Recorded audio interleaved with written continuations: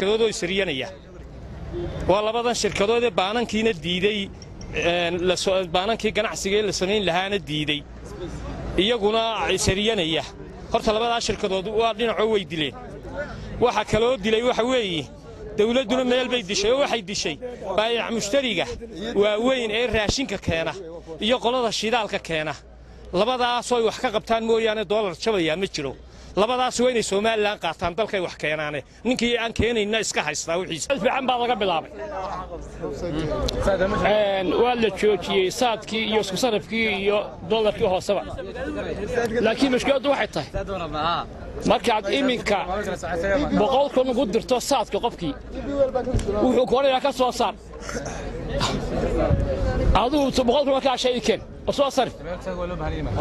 meel kaaga soo saaraysa muxuu ahaa yani كاشكي موبايل كوجري ما جرو شركات waxay kulaysaa ma hayno kaash wuxuu kii ganacsiga wax kale kaash ma hayo sarif li kaash ma hayo kuleeyahay